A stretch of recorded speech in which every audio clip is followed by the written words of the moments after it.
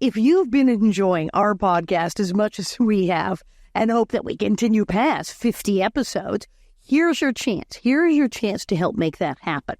By becoming a Patreon subscriber, not only will you help the Little House on the Prairie 50th Anniversary podcast to live on, but you'll also get exclusive content just for you. Here's what's in store for you.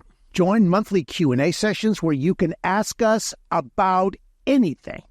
Whether it's about our work, personal interests, or advice on your own projects, we're here to connect and share. Enjoy unique content created specifically for Patreon subscribers, including bonus segments from our shows. You'll have a say in what we create, and you'll have a voice in future content. Benefit from exclusive discounts on merchandise and entries into special giveaways. It's our way of saying thank you for your support. Receive personalized shout-outs in videos, podcasts, or social media posts. Because your support on Patreon allows us to dedicate more resources to creating the content that you love. You could join the Little House 50th Anniversary podcast community on Patreon and become a Prairie patron for just $5 a month. We thank you so much for your continued support, and we cannot wait to share our ongoing journey with you on Patreon. We are extremely grateful for the support of VisitSimiValley.com and the city of Simi Valley's belief in Little House on the Prairie and their support of the Little House 50th Anniversary podcast. Discover the charm of Simi Valley, California, the home of the prairie. Visit Simi Valley, where adventure meets history and the spirit of the prairie comes alive. Explore the Ronald Reagan Presidential Library, step aboard Air Force One, enjoy stunning hikes and savor delicious local cuisine. Whether you're here for a weekend getaway or a family vacation, Simi Valley offers something for everyone and is only 30 minutes from Los Angeles. Plan your visit today and experience the best of Simi Valley. Go to visitsimivalley.com for more details. Your adventure awaits in Simi Valley.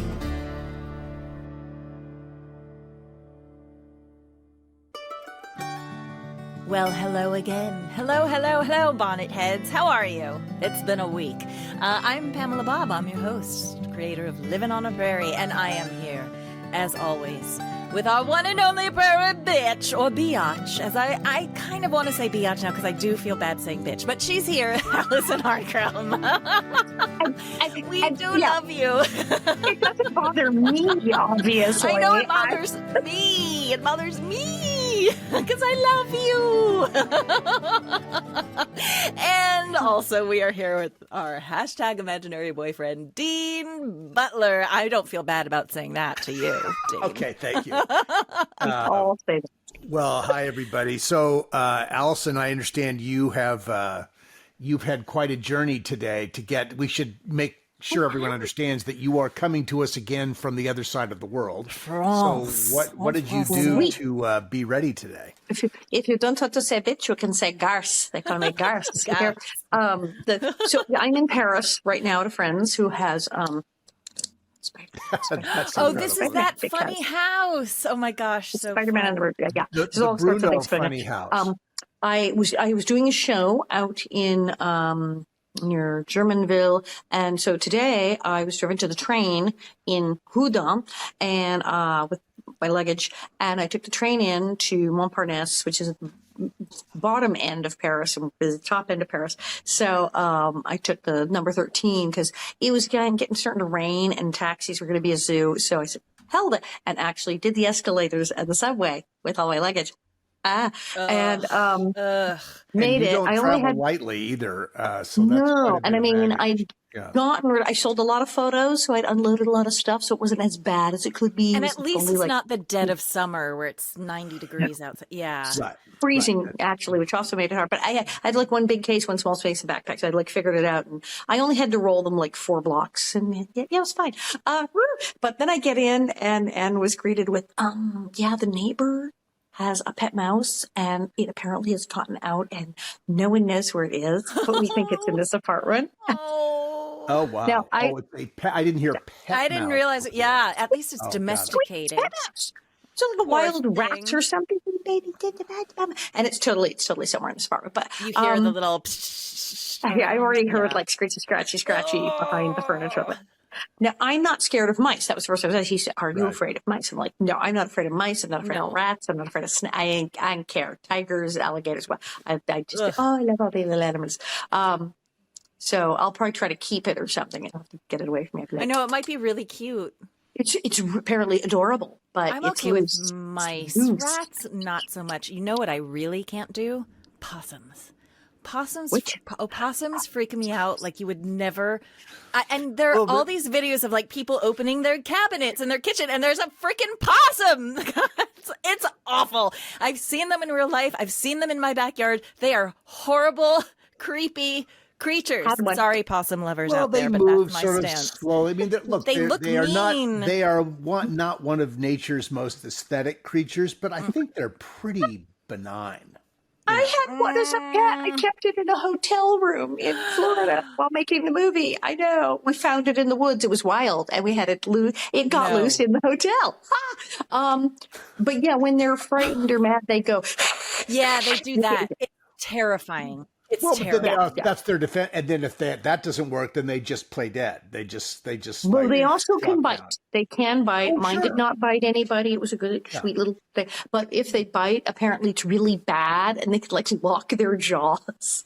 All right. Well, let's not have. So, Alison, Awesome nightmares. Okay, there. while you were doing shows over the weekend and now traveling today, now because we drop our shows later than they actually are recorded, but in this time zone in this time frame, we announced the formation of Prairie Legacy Productions. Yes, please tell me all about it. I know which nothing. Alison and I are the co-managers of. Tell me everything.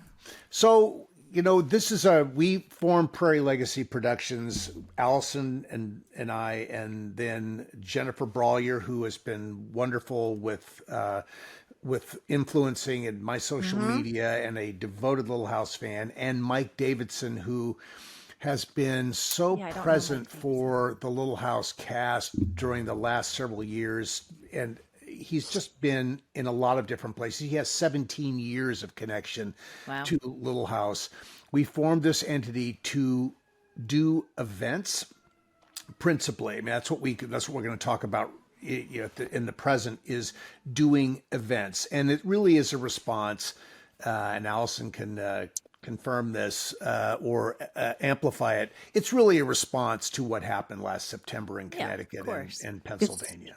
It was bonkers. We, as everyone knows who was there and who saw the pictures and who's seen the stories on Facebook, things went a little bit, fire festival, and not our fault. And as soon as we realized that it was an untenable situation, that it was not going to improve, we ran like the wind and said, no, sorry, we're parting ways with this whole operation because this is not right. But somebody was going to get hurt. I didn't like it at all. We're treating the fans and the whole thing. So we got out, and then we said, well, what?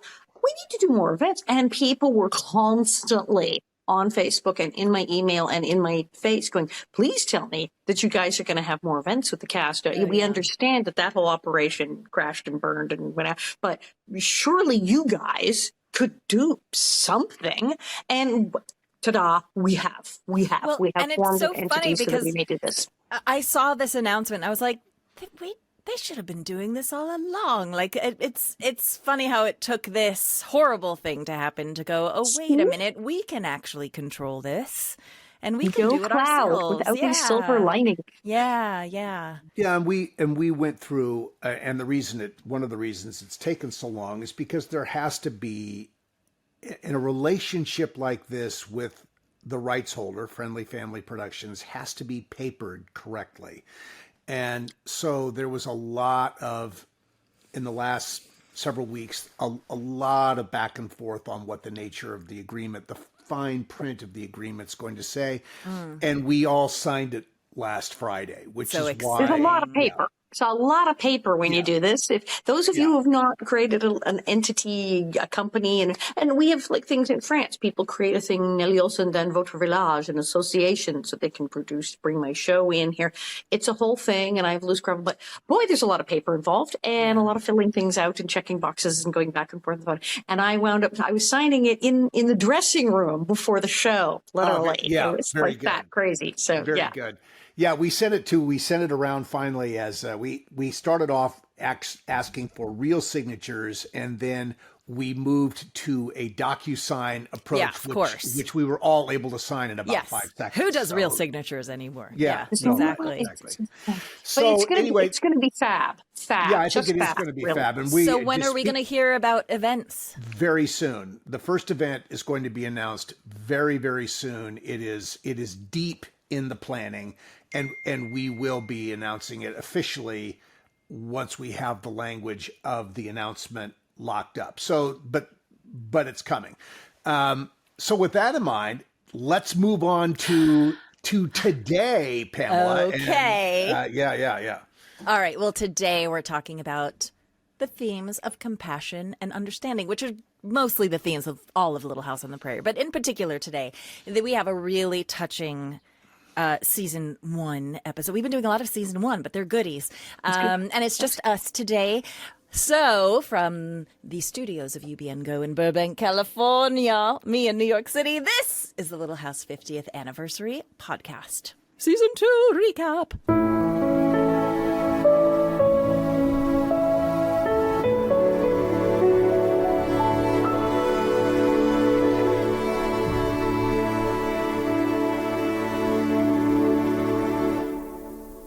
Okay, Dean, what episode are we talking about today? Okay, so today we are talking about episode 9 from season 1, School Mom.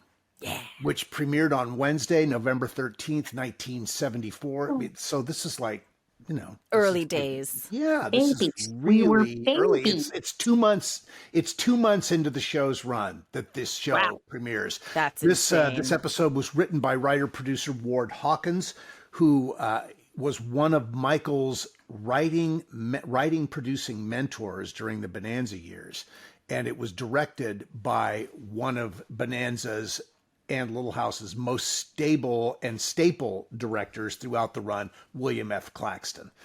So a really nice team on this one. And Alison, what's the synopsis? We have my favorite part of the show. Here we go. You like when I read the synopsis I do. here. I love it. So we have synopsis here because this one is like way cool here. Because you get Dan Blocker's son. So it's like, oh my God. This is so early on. I think it's still my real hair. I was looking at it. It was. Oh my God. I actually, in my notes, I wrote, this is real Alison hair. I'm a baby. So this is way early. So this is season 1, episode School Mom. Caroline Ingalls steps into an unexpected role as the substitute teacher in Walnut Grove. Caroline struggles with feelings of inadequacy, particularly, under the critical eye of the town's resident busybody, Harriet Olson. Who knew? A significant subplot is I think it's the subplot. I think it's the whole plot. Miss Beadle falls off a horse. Caroline takes over. But it's poor Abel, who is embarrassed about his complete inability to read. Caroline's compassionate and patient approach helps Abel to make strides in his education, demonstrating the powerful impact a caring teacher can have on a student's life. School Mom is a classic example of the Little House on the Prairie's ability to intertwine historical storytelling with a timeless life lesson, making it a memorable and heartfelt episode in the series. It is. It's about illiteracy and bullying, and oh my God, it's great. It's great. It's great. I think it's really well, and it's early on, obviously, but I think it's just a spectacular performance for Karen. I think she's wonderful in it. I think everyone's wonderful in it. This is what's cool about this period of time in the series' life is that Michael is establishing everybody. And, the major players in the family and the voices of people and so on. And this was a wonderful opportunity for Karen. She's luminous in this. I mean, she's just, when Karen walks into a room on the first day as the school teacher, she's just absolutely gorgeous. There is this earth mother quality about her that is so wonderful. And Well, what was her hippie name? Something Tree? Tree. Gabriel. Gabriel Tree. Gabriel Tree. She walked into that. Her school teacher persona is Gabriel Tree, baby. She's awesome. But see, this is awesome because this is a moment where, first of all, you find Caroline Ingalls taught school, and they mentioned vaguely, like in the pilots of, well, I used to teach. This is where she goes, hello, I used to actually teach for a long time. I'm back. And the kids are giving a great grade. You're not the teacher. She goes, yes, they're doing it because Nellie and Lily are filling their brains with bullshit. Yes, sorry, I cursed. She's not really a teacher. She has that resume. Like a bunch of 12-year-olds are worried about her resume. Really? Yeah. But I'm like, she's not really a teacher. She's not really a teacher. She doesn't have a license. She's not a teacher. She's never. And so she's like, of course I'm a teacher. It's insane. Of course I'm a teacher. And this is where Caroline lays on and she's tough. She's like, no, we're not having this. We're not. And she gets to say, no, there's going to be limits. So you can't do this to people. And it's although they kept saying, I taught a long time ago, things have changed. What do you think changed? Well, what do you think? The 12-year-old kid says things have changed. What does the kid know about what things have changed? Ain't no internet yet, no typewriters. It's still the Dewey Decimal System, right? If that even was invented by then. Yeah. Well, I think what they're still using my when she talks about the fact that she dials this down with everybody deserves a chance. Yes. And then we get into the young man who she asks him what he does well, and he hits a baseball well, and so they go outside and Caroline, whacks the ball out of the yard. Epic. God, it feels good when she hits that ball. Doesn't it? Didn't you get a rush? That feels good, doesn't it? I mean, I just love the way she handled that. Now, interestingly, in the time, but she says to her daughters, "Don't tell your father that I hit the ball. I know out of the yard." Now he learns about it anyway and loves it, but that she has to express a concern that he would know that she hit a baseball. And even 1874, I mean, it's super not ladylike, not what a mom and a teacher is supposed to be out whacking, playing to a cat or baseball or whatever the heck they were calling it that week. It was supposed to be gasp. She was in the books, she's upset that Laura plays ball. Yeah, but in this, she's laying down the law, yes, I can play baseball. I can do whatever I need to do this. Well, and I think what she's saying is that everyone can do what they need to do. I think that's what sort of sets all this in motion, is that she is able to step forward against perhaps some resistance, and what's going to follow as Alison described, really the major plot point of this episode is the awakening of the academic potential of the full-grown Abel, wonderfully played by Dan Blocker's son, Dirk. Now, Abel is clearly 42 years old. I know. How old, Alison, how old do you think he was? He looks at 37. He's in fact actually only 17.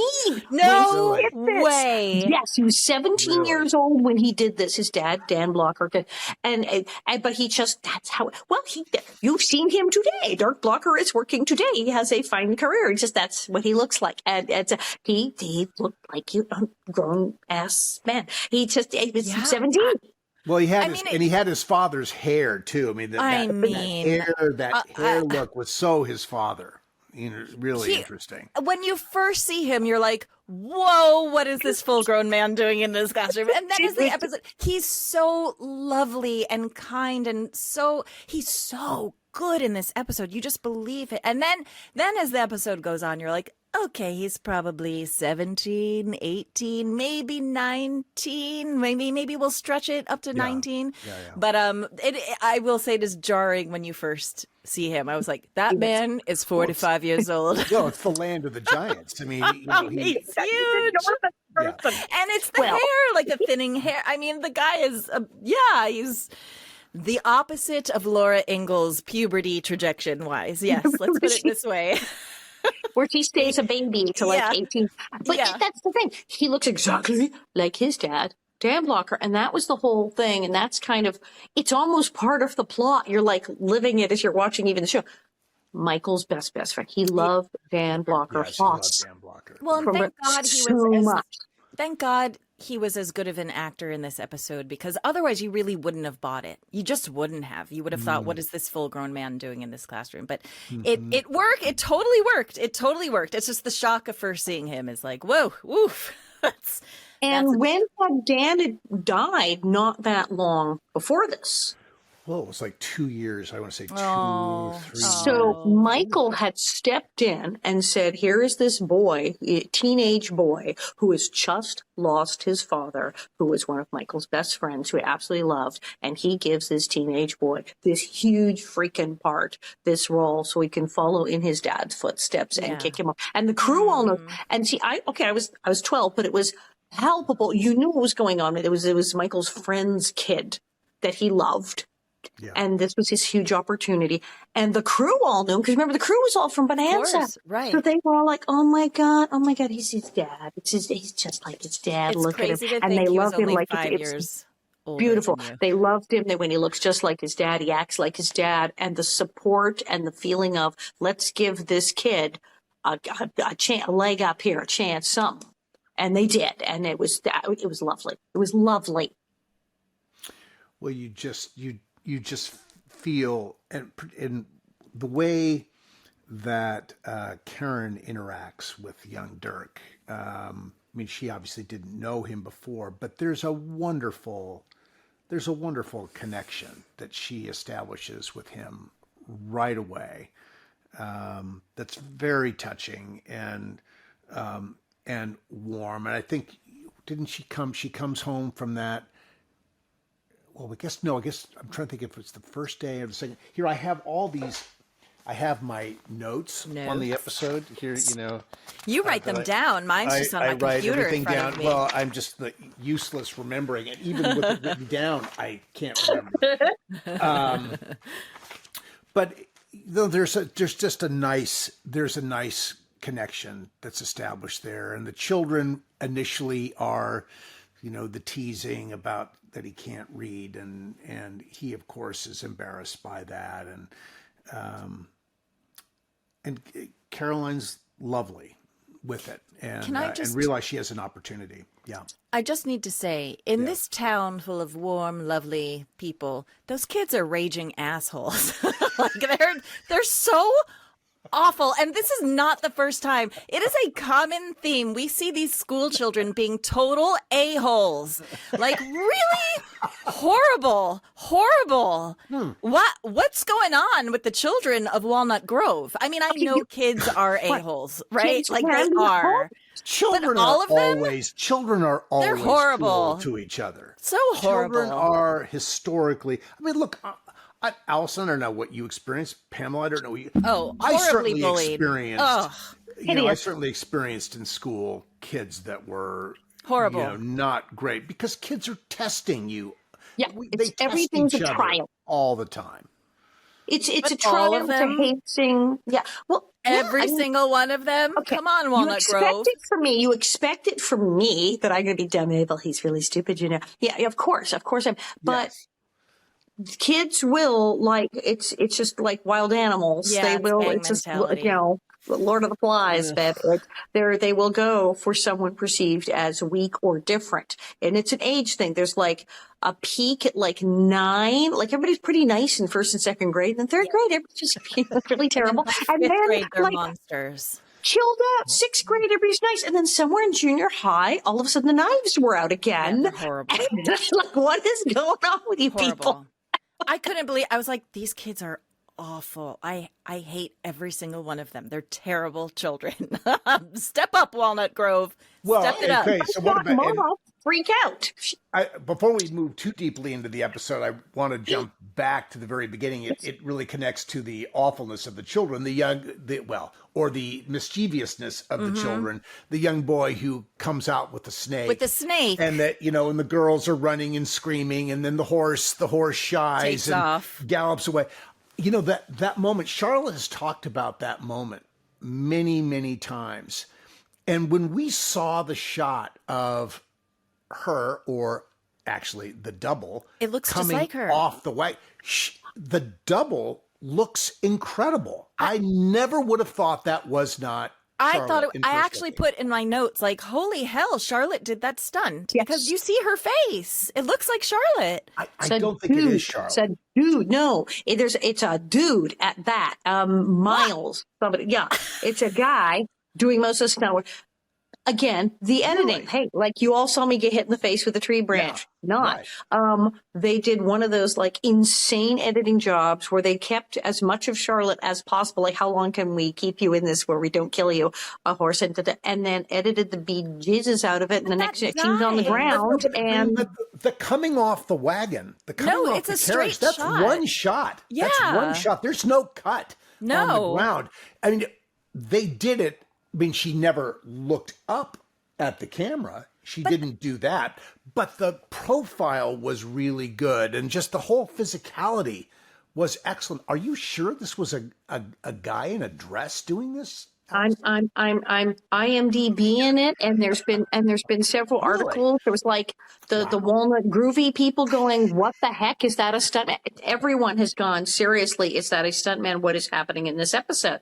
And seriously, it's like really well done. Trivia. They have Dan Blocker. Yeah, Dirk Blocker, right? Can we, while you're IMDbing this, can we just talk about when we see Miss Beadle at home when Mama's having tea with her, and she has her hair down in a braid, which is the thickest braid I've ever seen in my entire life. It's a braid this wide.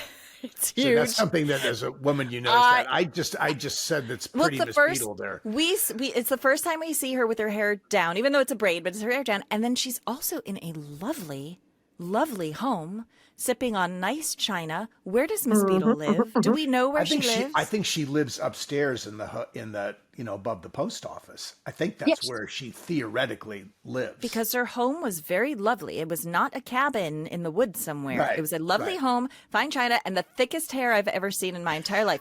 Actually, with the braid down, I was like, this is so... I know it was 1974, but I was like, this is so 1980s, this hairstyle, with the party in the front and the... Well, Charlotte is just flat out one of those really beautiful... Gorgeous. Oh my God. She's gorgeous in such an accessible kind of way. Yeah. She's absolutely beautiful, very sexy woman. I mean, she is. If Charlotte's watching this, I mean, I think Charlotte's a very sexy woman in her 80s. She is. I just She's think still got there's it, man. something about her that's very, just so alive and so present all the time. And I can just imagine, I mean, Charlotte, well, we know if you've read Charlotte's book, Charlotte had quite the life out there, but she's just so lovely and personable, and there's such warmth that comes off of Charlotte. Yeah, and no I love ego. that conversation that She's the they had when they talk about is able backward. Yes. And that's not a term that I've ever heard before. That being was what they backward. did. Yeah. So are we suggesting that backward would suggest some sort of mental incapacity? Developmental, what we would say now, developmentally delayed or intellectually Okay. challenged, which is backwards. The big one too, that was considered a nice word. The questionable word then was slow. Yeah. That's like in the books, there's a thing, and it's in the musical where Laura, to insult Nellie at one point, I heard she's slow. And everybody goes, because that was the curse. Nellie may be many things. Slow isn't one of them. No. There's nothing slow about Nellie. Okay. According to Walnut Groovy, Yes, where hit they us. went on for about 17 paragraphs going, it's her, it's Charlotte, it's Charlotte. I mean, look at her. And clearly she did one of those like fall off the wagon onto a mattress thing. So you see her screaming and fall. I mean, clearly they did a bunch of that. However, update, I have learned that the amazing stunt woman who resembles Miss Beatles was actually Bob Miles. A stuntman, veteran of Bonanza, who did stunt work for Halloween 4 Little House.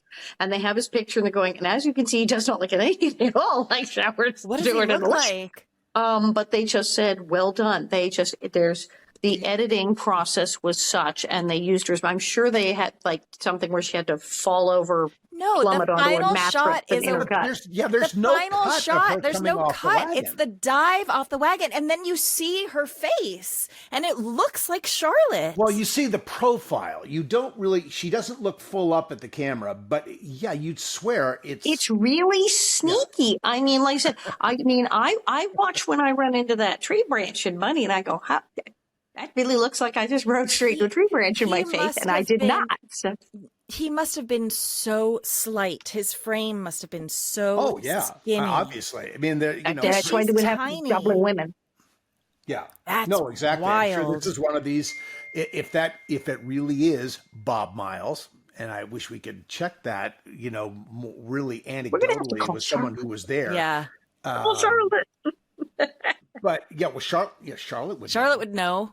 And she may have been game for a lot of it because she grew up on a farm. She wasn't that was a dive. Flower. That was a dive from a moving wagon full somersault. I think when she was hanging out with Jim Morrison, she may have thrown herself out of moving cars occasionally.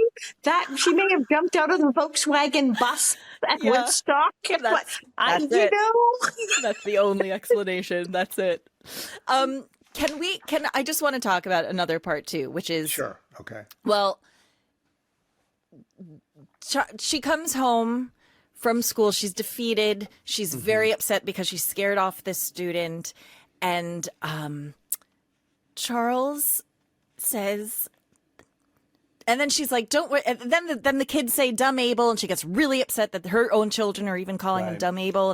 And then she sort of composes herself. She's like, "Oh, okay, I'll make dinner." And Pa says, "Dinner is already cooked and all ready," and that couldn't be hotter. That's every woman's dream. Are you kidding me? You come home, you've had a really hard day, you've worked all day, now you have to come home and cook for the family. It's the last thing you want to do. And your husband stands there and says, "Don't worry, I got dinner. It's already on the stove." Wow. Do you understand? Do you understand? Alison, you get it. Dean, do you understand? That's all any woman needs. That's automatic popcorn right there in the bowl that night.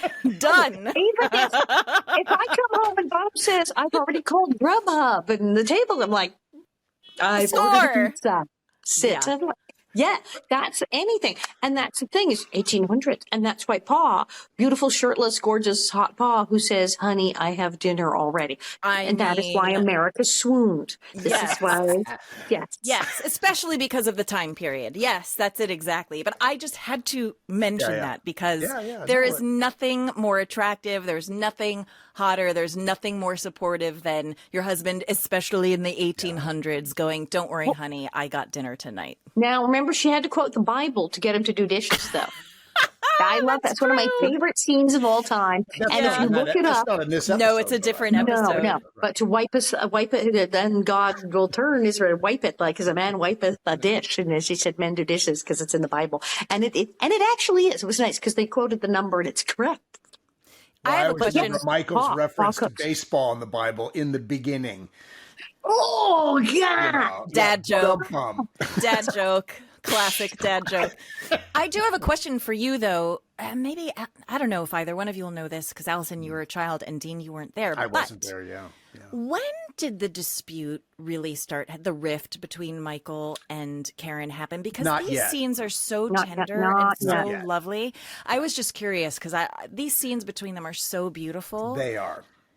I think, I was going to comment on this because we obviously are moving through the series, and there is definitely a point where you see the change. This is not. We are still in, a very, it feels like a very collegial Yes, and time. tender. And I think they are, well, look, even when things were chilly, they were always great together on camera. There were other things that happened, but they were always great together on camera. And this is one of those, really. Do you The think first the year, change- I love the first season because I would say it's a more innocent time before any of us knew what we gotten ourselves into. The show wasn't like a hit yet. I mean, the pilot was pre-sold, but we still, the first year we're like, la, la, la, la, la, great. It's pre-sold for this many episodes. I guess it wouldn't, like just how we didn't believe it'd be 50 years later. We didn't believe it was going to go more than the first year. So we were all just kind of going, tra, la, la, la, la. And then around year second or third, we went, oh no, it's a hit. What do we all do now? And I think when realization that the show was popular, the show was going to go on for a very long time, all of a sudden everyone started going, well, now wait a minute here. What am I doing? And I think that's when Karen said, what is happening here? Why? I love your father thought that this wasn't going to go 6 months. Yes. He's like, they want to watch this. Wild. Well, he who grew up on a farm himself, it was the last thing he wanted to watch. Right. He said, no. It was, he said, I left the farm at 15. If I never see another cow again, it'll be too soon. Yeah. Yeah. Said, From a cow don't. to Liberace. But yeah, I think, exactly. So, yeah. But Pamela, I think your observation is really astute. There is a coming change in the way that they interact with each other. But do you think that when you say like you could obviously see the change, do you think that was storyline? What do you think that the change was? Well, it shows up in the writing. It shows up. It shows up in the diminishing presence. That's so sad. I think by the time, I'm sure we're digressing here, but by the time I came into the series, I think Karen was feeling like she had been relegated to pouring coffee, saying, that's where I think she felt like she had gotten to. And obviously what we're seeing in this school mom episode is anything but that. Right. She felt very much, like, I'm going to be the lead. Like, well, Olivia Walton is, but, and then like when it became clear, it's like, well, hey, Melissa Gilbert, she's Laura Ingalls. And it's like, am I third banana to a 9-year-old? What is happening to me here and as an actress? The thing is, we forget, even if the actor says, and most of it did, this is great. I don't care about any of that show busy stuff. As long as I get paid halfway decent and I'm doing this. But you have managers, you have agents, you have publicists, and they are this Greek chorus. And they will constantly say, you're getting short shrift. Well, this is terrible. And the little girl is the star. And why aren't you the star? And why aren't you? And you're prettier than telling you. One of the ultimate examples of that was Meredith Baxter Burney and Michael Gross with Family Ties. Family Ties. When Michael J. Fox exploded on that show. It was their show in the pilot. Right. And it was always supposed to be quickly, their show. Yeah. It was and Michael children. J. Fox's show. They're supposed to be cute little children. It was, and their children. And boom. Yes. No, this is why people say don't work with dogs and children, for God's sakes. And that's what happened. Michael J. Fox Fonzied it, became the Michael J. Fox show. And they were just doomed. Yeah. I think there was considerable, I think there was a lot of upset on that set because of that change that became very clear, like almost instantly where this was going. Yeah, it's so sad. It's such a disservice to us too to not have her be that fully fleshed out character. He gave her moments. He gave her certain episodes every now and then. Totally. Well, early, she had the opportunity to establish herself, and good for Karen that I know she's, because she's written about it, she struggled with this, but she always kept it good on camera. She kept doing it. She was incredibly professional about the way she didn't leave, and she kept playing Caroline, and she was Ma, and she was Caroline Ingalls, and she didn't stop. She might have said, I would rather it was this way, and I want it to be more that way, and I'll try to fight to get her character to do this more than that. by God, she was still there. And so there was that level of commitment. But remember also first year, remember there's the whole thing of, Michael Landon and Ed Friendly when they started the show. And then that all parted ways like third year. Yikes. So a lot happened between season 1 and season 3. Yes. It really, really did. A lot happened between season And 1 how and did season that 3. affect you, Alison? Like even that rift between the Ed Friendly and Michael, like what was the climate on set with the actors? Were you all We knew worried? it was happening. I mean, that's Yeah. there's no getting around it. You knew things were going on. And I think it was different for me because I was raised in show business with the showbiz family, and the dad was manager. So I would hear they would talk about it. So my father would go, oh, well, that's going to get interesting. So I knew these things were going on. Yeah. I was sheltered in some ways as 12, but then completely not sheltered in others because my father totally knew, but would talk about it and go, hey, guess what's going on now?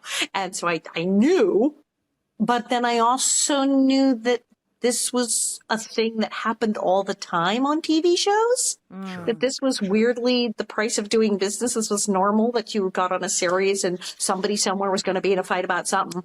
Yeah. I think we should take a little break. Yeah, we're going to take a break. And let's come back and talk about the themes that are sort of central to this episode that I think are really interesting, that carry through the entire series. Great. Okay, everybody, we're going to take a quick break. We'll be right back. When you visit Simi Valley, California, you're stepping into the pages of history. Go from the pioneers to the presidents. Explore beautiful wildflowers, hike through iconic Hollywood locations, and end your day aboard the actual Air Force One at the Ronald Reagan Presidential Library and Museum. Throughout the summer, take the Little House 50th Anniversary Tour at Big Sky Movie Ranch. Less than 15 minutes from Los Angeles and 30 minutes from Universal Studios, Simi Valley has small-town charm with big-time history. Go to visitsimivalley.com for more information. We are so grateful to visitsimivalley.com for their commitment to presenting the Little House 50th Anniversary podcast. But it's And we're back. We're back, everybody. A beautiful recent time that we love. The before days. Yes. Before the early days. We're young. Yeah. Oh, boy. Hi, everyone. We're back. Yes, it's us. We're recapping School Mom. I want to say that also that there's a scene with Ma and Pa before we start talking about themes. But I just wanted to note there's a scene with Ma and Pa in bed, and the popcorn's out, and he puts the popcorn aside, and he sort of riles her up by saying, well, Miss Olson is going to be the teacher, and he knows he's going to get her to go back because of that. And then he rolls over, he goes to bed, and she's like, do you have any more popcorn? And he hands her the bowl, and this was my one and only thought. You didn't finish the popcorn? Who doesn't finish a bowl of popcorn? I can't be with a bowl of popcorn and not finish the entire bowl. That is some tolerance right there, right? Is it just me? I can't not finish an entire bowl of popcorn. Yeah. When we go to the movies, the bag of popcorn Done. is always empty. It is always done. empty. Even if you're full, you are eating all of the popcorn. Yeah, it's true. All right. Well, that's my unimportant. unimportant. Yes, that's my unimportant. Oh, note. no, there are no unimportant comments, Pam. Well, we'll see about that. So, but anyway, I think you're leading towards the important themes that are central to this episode, and you've touched on it right there with that conversation, self-doubt and insecurity with Caroline. That's and there's wonderful humility that comes from that, and it gives opportunity for back and forth of being supportive and loving with each other. But I think, and of course, Caroline is driven to get past her insecurity by Mrs. Olson, who threatens her by saying that, God, she's awful in this episode. Well, this is, and what's so important to note on this, and Alison, you're part of that too. You need that antagonist presence is so important in these situations, and in Catherine and Alison, two wonderful antagonists. incredible And impact. this episode is so about bullying, of Mrs. Olson being the adult bullying I know. Miss Beadle, and God, when she bullying calls him Caroline. dumb able to his face, Yeah. I couldn't even handle it rewatch. I mean, I've seen this episode obviously many, many times, but rewatching it and remembering just how horrible she was to do that to a child, A grown in front person. of his face. A grown person. Yeah. Which is worse than a kid doing it.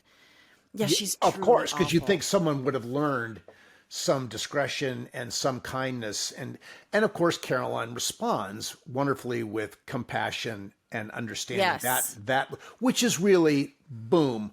That's what the show is about. That's and it's right. interesting that Compassion and Mrs. Olson was going to teach, because later she does teach and tries to teach everyone French. The French is Duh. yeah. No, we're going to digress on this. Did a wonderful interview with Catherine years ago where she talked about the French and how she knew, I mean, as the actress doing this, she knew, I don't speak French. So she leaned into this horrible French that she did. And it was wonderful. Catherine and Karen, but Catherine had such wonderful instincts.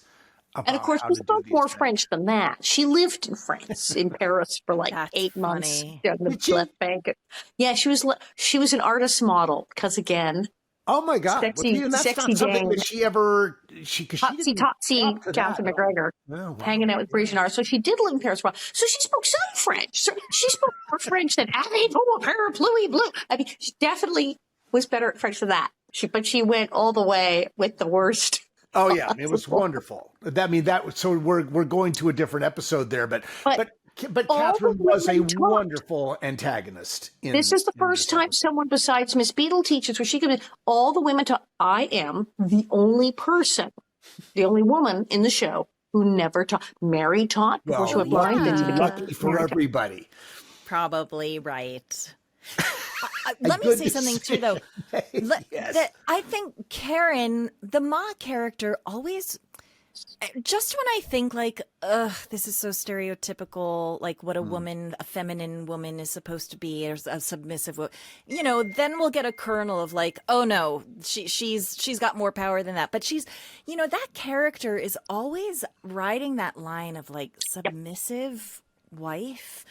Or, even like, can't lose my temper. And I'm like, girl, you should lose your temper. Like, she's a horrible woman doing terrible things to you. It's okay. You can lose your temper, right? But that's not demure. That's not feminine. That's not what a submissive wife is supposed to do, or woman. But then we get wins, right? Where she can stand in her power. But it must have been, as an actor, and especially knowing Karen, who's a wildly feminist, outspoken, strong woman, to get this material and make it work for her in a way that doesn't feel self-sacrificing. Am I making myself? Yeah. Well, it was a tightrope. She was on this tightrope because on the one, it's 1974. It's the height of like Gloria Steinem feminism. Yes. I mean, it's like, oh my God. And she is absolutely part of that movement. And she is a strong woman. And you have the fact that Caroline is a strong woman and did, even in the books and even Laura, stand up to Charles more than maybe an 1870s chick did. But at the same time, it is 1874, and women did not talk back to the men folk or their husbands in the way one would do now. That's not a thing. And Caroline, very much, when you look at the books in history, she often said to Laura, don't do that. We don't do that. With ladies, women do not do that. And Caroline had the thing is, like on the show, a lot of the people of the book say people showed so much emotion on the show. And Charles and Caroline, real life in the books, all the public crying and displays of emotion, like, ooh, no, we should. Don't do that. Yeah. So she had to walk this tightrope between the real Caroline, who was very strong, but would never show emotion in public and would tell Laura, no, don't act like that. Don't do this. Don't do that. And the fact that Caroline was strong, and she was this person who wanted to have the character more like 1974, and the whole world was exploding with women's rights movement at that moment. So what a mental space to be in. It was like schizophrenia. Yeah. I would think it would be really, and she said, and again, hats off to her, because it shows what an really incredible actor she is, because she makes it work in a way that as a woman, the second I start feeling as a woman like, oh, this is so submissive, then something happens where it snaps out of that, where you don't feel like you're being downplayed. You know? I think that Michael wrote her, even going back to something like Harvest of Friends in the very beginning, when she was upset that Charles was plowing on a Sunday, where she expressed herself very strongly in that moment. I think that there were, and thinking in other scenes where Charles was injured with his, bare chest exposed. These are your favorite moments in the series, Pamela. Not just mine. Millions of fans around the world. and Karen, and Caroline talks about the fact that I need to do things here because I'm the one who is able to do things right now, and so I have to for the family. I think that Michael was touching on perhaps some more contemporary values or the value shift in those moments. But see, I think what Karen did so beautifully was that she did, underneath that demure, sweet, but there was such strength always in her, great posture. She was a strong woman, but a woman who was restrained. She was, and I think that's so much of what people saw in her and loved about that portrayal. There's a reason why Karen has been named for years as one of the all-time great mothers in television history. Yeah, she just radiated it. It was wonderful. The classroom scene with the bat, cat, dog. Love that. I was sobbing like you. I couldn't believe how hard I was crying. It really took me by surprise. I know this episode, and yet that scene comes. It's the music. It's also how sweet he is. He's so good in this episode. Yeah, no, absolutely. But I totally agree with you. No tears came out, but because you're a man, Butler, manly man. I felt that the twinge of the tear ducts moving because it was so sweet, and it was sweet. Yeah, it was really wonderful. And David Rose again, always filling those moments with the emotional color that it needs. He takes us right there. He's telling us how we need to be feeling at that moment. And I think that's a beautiful scene. And that the kids, after Caroline has the talk with all the children, telling them we are going to do this together. We're going to help. And then we see and this you can with be the teachers too. Yes. Yeah. I thought and turning around the bullying where they had done that mob think bullying, and now as a group they're helping. And Dirk Blocker has had a fine career. Tell us. Yes, he has been in after. I'm looking to see if that episode was it that him. And he was in Poltergeist. It was that literally the first thing he ever did. No, he was in an episode of Marcus Welby, MD, before he was 17. It was like 5 minutes before 2, and then boom, Little House on the Prairie. And after that, his IMDb just explodes, and he's on Lucas Tanner and Phyllis and Absolute and Baba Black Sheep and Chips. He's on everything. He's on everything. My wife Catherine did Black Sheep Squadron and remembers Dirk Blocker. Oh, really? Yeah. Oh, funny. You name it, he's in it. And in the current recent world, of course, he's Mr. Hitchcock on Brooklyn Nine-Nine, and he's Doogie Kamaloha, MD, and he's in everything.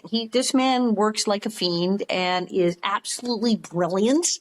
And it was all there in literally his second time on TV on Little House. No, it was all there. He's so good in this. No, and other themes that we want to quickly talk before we have to wrap things up. The value of education. Right. I love the scene where Caroline goes to see him, and his father says he had savvy. He's a brick maker. Why would he need that other education? They have an industry. Yeah. That his son has savvy, and and Caroline adds so nicely. It's, wouldn't think how much better he'd be adding savvy to reading, writing, and figuring, or being able to add those three things to all of his savvy. And I think it's such a great idea. And then of course, Caroline convinces him to come back. I guess that's a later scene where she quit, he quits, you can't quit, you're a great teacher, you're a smart student. They do that. Michael does that a lot, that kind of construction in a scene where they convince each other. Oh, and the connection the two of them had too was very so sweet. sincere and he's lovely. He's able as an artist. He also, when he's not making bricks, he's using clay. He's making things out of clay. The carving and the bird, the clay bird. Yeah, lovely. The big tough man is making the little tiny, delicate, beautiful things out of clay, this gentle soul. And she sees that and is like, wait, he's a genius. He's making this. Oh my God, you're not dumb. The guy's an artist. He's freaking genius. If he could read, he could run the whole brick company. What is happening? Right. Because he's a bird. Yeah. And so the whole gentle giant thing is really brilliant, actually. Compassion and patience. Caroline gently convincing him that he can do this, and his, for that young man at 17, 19, 27, whatever age he was, but to play that 44 years old. What's wonderful for everybody to see is he was able to put aside his pride, the fear of being embarrassed. Yeah, because I wouldn't want to be in that class either. And allow himself to try. Yeah. And that's such an important thing for people to see, is that it's okay to to surrender to something and put your best self forward into it, to give it and everyone was there for him. We wish it could be that way always. Yeah. And we saw the episode allowed us to see both sides of that. We saw the derision and we see the support. And so everybody, as Pamela, as you pointed out, these horrible children, they come around. I want to say it's Denmark. I could be wrong about this, but it is a part of their curriculum in their schools from kindergarten through high school that they learn about empathy. It's part of what they learn in school. And I just wish that we had some kind of semblance of that, because, we just had this talk last night with my 6-year-old daughter, who also watched this episode and loved it. But we were talking to her about empathy because we were worried that she was going to talk about her birthday in class and that other kids might feel upset if they weren't invited to, got to ice cream with us or whatever. And she kind of didn't. And we had to really explain what empathy actually meant and put yourself in someone else's shoes and think about how another person might feel and yada, yada. And think how wonderful that would be if we were all sort of taught that starting from a young age. It's important. It's not necessarily automatically learned. It's something you have to teach. It is taught. It is taught. I think that's very parental. I have a cuckoo, just found out true fact about the brilliant, beautiful Dirk Blocker. An article published by NBC, unknown date. Blocker, I'm going to start crying reading. I'm going to start crying reading this. Blocker went back to school as an adult to earn his Bachelor's of Arts degree so he could teach grades K through 12.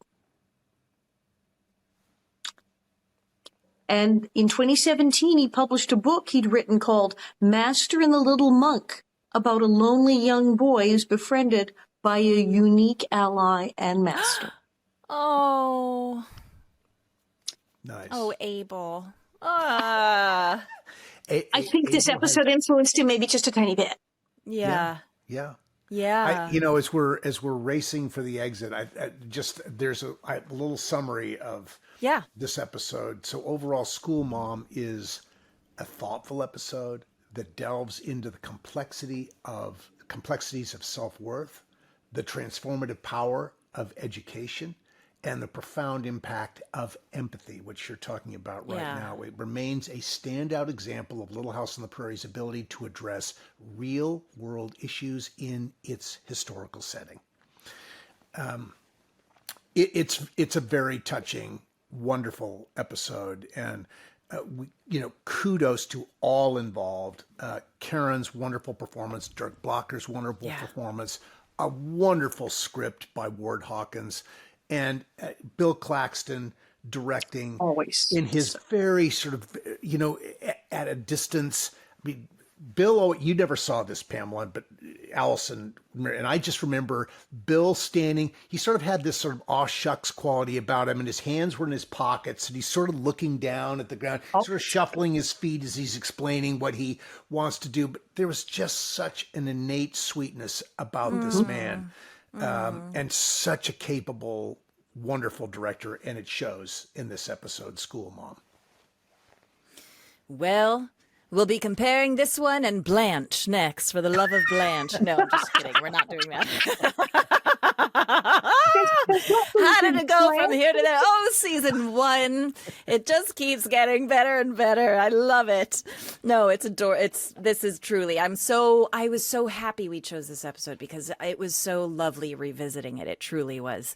And it just is. This is a test. Also, the simplicity of it, right? Like, this is not complicated. No, the simplicity of it, but it just still endures. It's still current. The simplicity of so many Little House stories is why they continue to survive. There's an honesty about them, and it's a reflection on.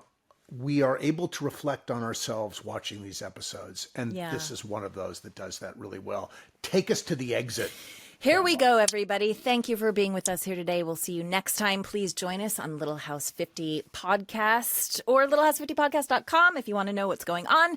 You guys will be putting up events soon, I suppose. Is there a Facebook page for the new stuff? I think there is. There is, and there's an Instagram page, and there will be details about things popping onto that.